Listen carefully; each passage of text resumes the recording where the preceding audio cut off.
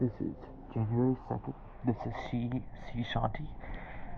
I'm showing a video of the stabilizer fin. There's a hole. I measured it. Across is 7 inches.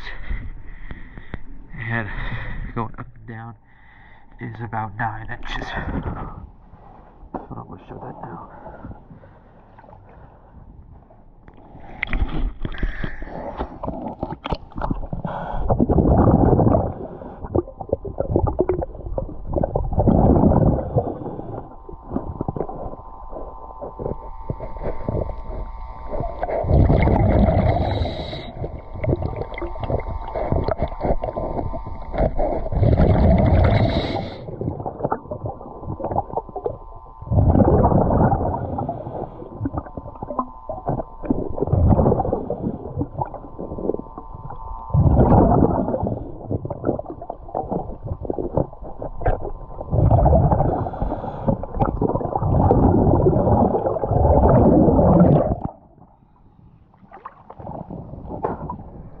Also wanted to say